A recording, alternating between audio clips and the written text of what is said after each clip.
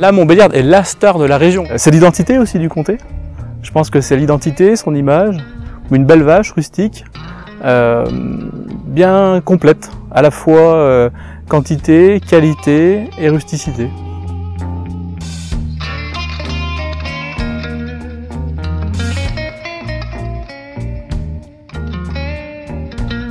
C'est tout un symbole en Franche-Comté, c'est notre race principale dans l'AOP comté.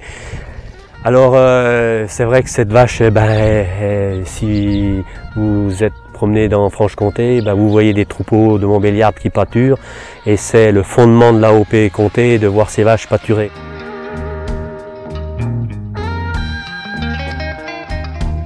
C'est une vache qui a déjà premièrement les qualités au niveau fromagère, on va dire. C'est-à-dire dans son lait, il y a ce qu'on appelle du taux protéique. C'est une vache qui n'a pas forcément une grosse quantité de lait, mais qui a un lait qui est très riche, donc très fromageable.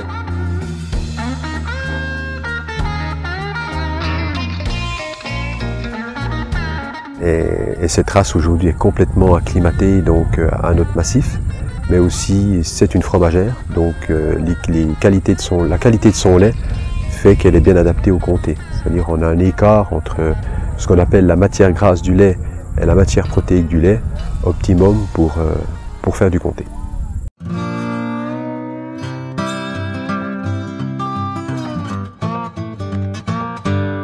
C'est la vache à fromage, mais c'est avant tout la vache adaptée à notre terroir. C'est-à-dire qu'elle valorise très très bien l'herbe de nos prairies.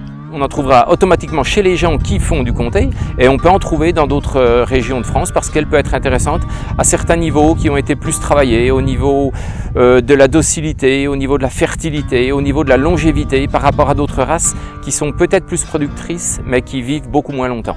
Donc la Montbéliarde a des arguments hors production de comté qui peuvent être intéressants pour tout agriculteur, même hors zone comté.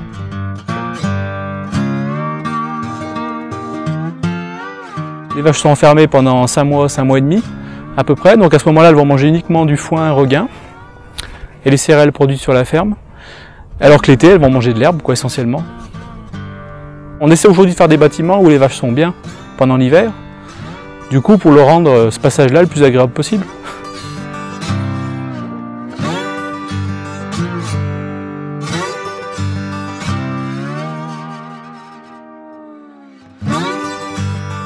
Je pense qu'elles ont un peu plus de tempérament, ça c'est évident, mais à la fois elles sont assez affectueuses, enfin on arrive assez bien à les apprivoiser. C'est à la fois un outil de travail, à la fois un être vivant, donc on s'y attache forcément, mais après ça fait partie du métier. Nos petits bébés, faut pas exagérer, enfin ça reste quand même un métier, mais